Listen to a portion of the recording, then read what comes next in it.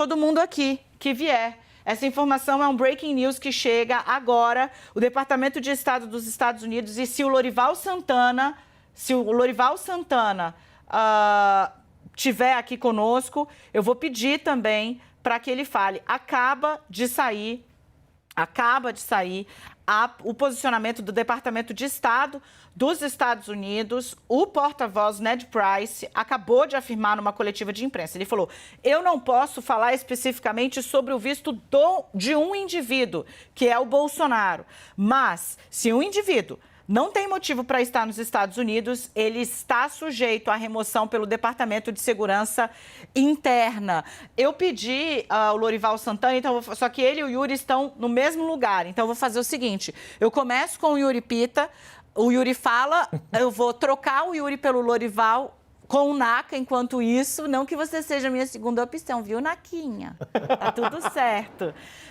E em seguida, a gente volta com o time todo. Yuri, tem uma indicação clara de que, golpismo, os Estados Unidos estão agindo muito forte com os golpistas de lá, né? Esse barulho, a repercussão foi manchete no New York Times, foi assim, horroroso o que aconteceu com a imagem do Brasil por conta dos atos de ontem. E vem agora essa fala, né?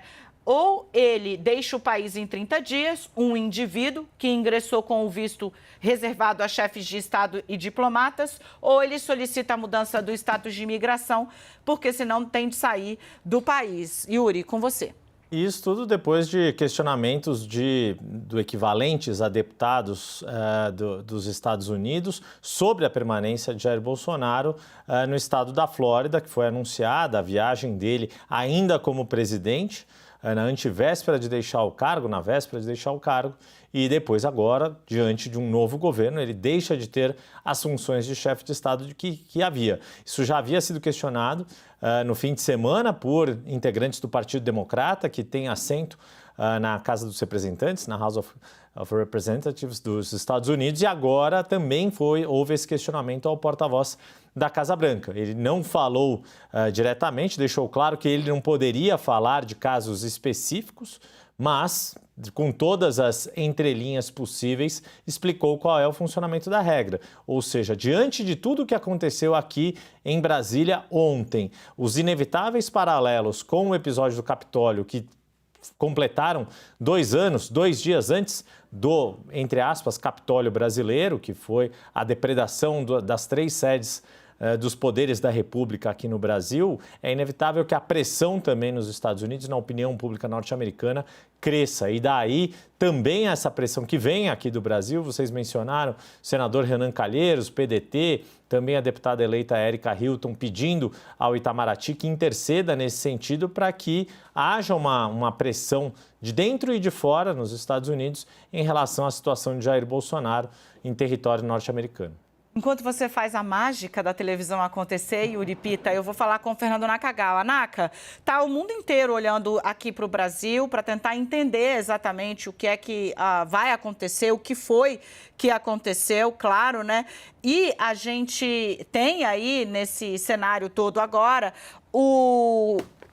o acaso, né, de ter acontecido, de Bolsonaro ter também usado as eleições americanas para falar em fraude. Ele foi o último chefe de Estado a reconhecer a vitória do Joe Biden, ficou fazendo acenos a Trump, está com os trumpistas, num momento em que esses atentados à democracia lá estão sendo muito repudiados. Então, assim, Bolsonaro precisaria de um novo status para não ser obrigado a sair dos Estados Unidos em até 30 dias, já que ele não é mais autoridade. E o visto com o qual ele entrou lá previa que ele fosse, certo? Queria uma análise um pouco sua, Naka, de como é que está a visão do Brasil lá fora, como o mercado está olhando um pouco isso e, claro, né, sobre essa bad news para Jair Bolsonaro. Essa história sobre onde estar, né, para Jair Bolsonaro depois do término da presidência foi tema quente em Brasília, porque em algum momento ali no finalzinho do governo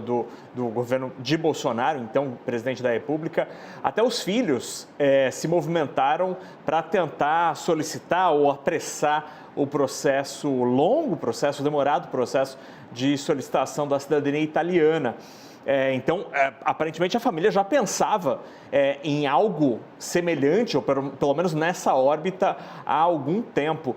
E o que a gente viu ao longo, infelizmente, das últimas 24 horas, Dani, confirmou o temor de muita gente, especialmente gente que olha o Brasil de fora, do risco de uma crise, entre aspas, de república de banana.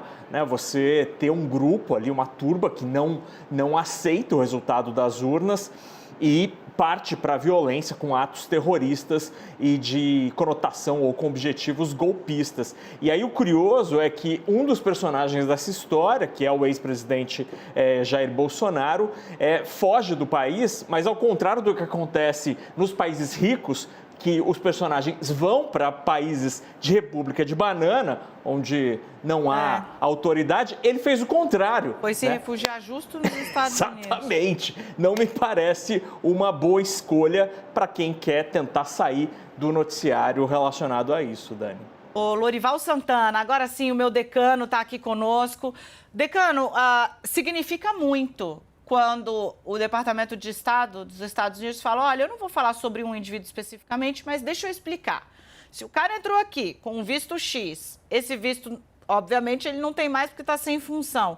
É 30 dias para ir embora ou solicitar novo status migratório. Se nada for feito, pode ser saído dos Estados Unidos, porque é assim que termina o comunicado. Se o indivíduo não tem motivo para estar nos Estados Unidos, ele está sujeito à remoção pelo Departamento de Segurança Interna, disse Ned Price.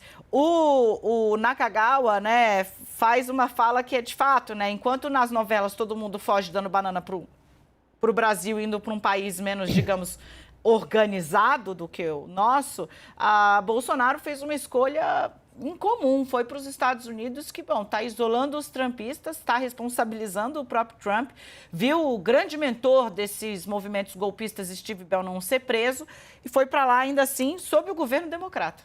Pois é, foi uma escolha que chamou muito a minha atenção, porque lá o governo americano atual não tem a menor boa vontade para com o Jair Bolsonaro, que relutou muito em aceitar a vitória eleitoral do Joe Biden. É claro que ele está no estado da Flórida, o mesmo estado onde está o Donald Trump. Eu não sei até que ponto ele está articulado ali com os grupos trumpistas e pode receber algum apoio de lá. Existe essa carta italiana também, que já foi até debatida no parlamento italiano, o fato de que os filhos do Bolsonaro haviam pedido celeridade no processo de cidadania. Toda a família está trabalhando muito para obter essa cidadania italiana. E lá, sim, existe um governo de extrema-direita, né, que poderia facilitar... Posso fazer um parêntese? Porque, decano, ontem eu quase gritei seu nome, porque a Giorgia Meloni, que ela é declaradamente uma admiradora, ou foi declaradamente, porque assumiu o poder e está tentando passar um lustro ali, né? Sim. Um óleo de peroba do regime fascista do Mussolini, ela fez uma postagem dizendo que era um absurdo o que estava acontecendo no Brasil. A gente até falou aqui, né, internamente, quando você tem a Giorgia Meloni, uma apoiadora do movimento fascista, admiradora do Mussolini, que fazia exatamente isso, botava o povo com machadinha na rua para perseguir pessoas que ele não gostava ou que pensavam diferente dele. E essa pessoa olha e diz, então, isso tá feio, para que tá feio, você ultrapassou de fato uma barreira bastante distinta, Lorival. E a Itália depende de 190 bilhões de euros da União Europeia. A Itália está sendo olhada com lupa pela União Europeia e daí toda essa mudança de atitude da Meloni. Pois bem, então ali existe a possibilidade, e a CNN ouviu o deputado Joaquim Cruz, um deputado do Texas, democrata, que pediu a extradição do Bolsonaro, disse que o Bolsonaro deveria ser extraditado e fez críticas bastante fortes. Bolsonaro foi um líder autoritário que usou o roteiro de Trump para inspirar terroristas domésticos para tentar tomar o governo. Parece muito com 6 de janeiro. e disse que ele deveria ser extraditado. Há informações de que ele é investigado no Brasil por corrupção e fugiu de lá para os Estados Unidos. É um homem perigoso, deveria ser mandado de volta para o país dele. Os Estados Unidos não deveriam ser um refúgio de pessoas como ele, disse o Joaquim Cruz ontem à CNN. Bom, mas como que funcionaria isso, né? Seria a Embaixada do Brasil em Washington que deveria fazer esse pedido ao Departamento de Estado, mas teria que apensar ali, juntar documentos de caráter judicial, com provas de crime grave.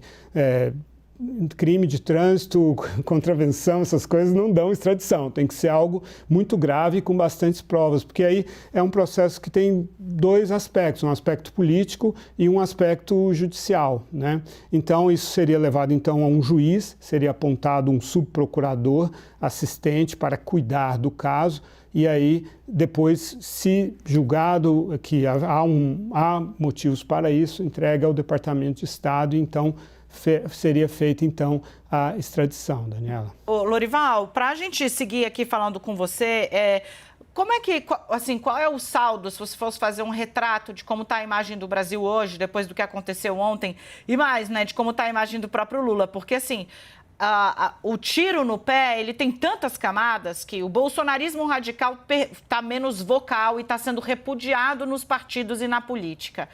O Supremo Tribunal Federal agora está mais do que unido, em uníssono, e vai para cima com tudo desses grupos radicalizados, porque quem antes passava pano dizendo que retórica não é ação, viu o que acontece. Então está cristalizada a imagem. Para piorar, o apoio internacional que o Lula recebeu foi muito forte.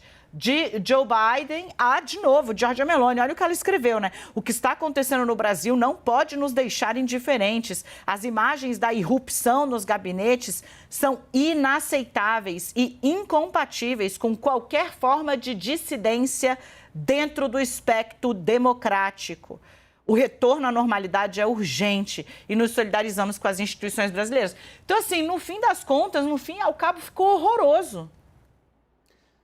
Eu vou colocar isso do ponto de vista geopolítico, né? Todas essas manifestações, elas também têm um desejo subliminar de fazer com que o Brasil se integre ao Ocidente na atual disputa com os países autocráticos, principalmente a Rússia e a China, né? Que o Brasil se posicione em favor da democracia e em favor da Ucrânia, que é o dique, né? Ali que está sendo contida essa onda autocrática. Um dia poderá ser no Estreito de Taiwan também, mas por enquanto é apenas na Ucrânia. Então há uma expectativa muito forte de que o governo Lula compreenda, e esse não é o instinto do governo Lula, mas que ele compreenda que não dá mais para ficar equidistante, como ele fez no primeiro governo dele, entre, por exemplo, Estados Unidos e China. Então, esse momento de ontem foi uma oportunidade para realçar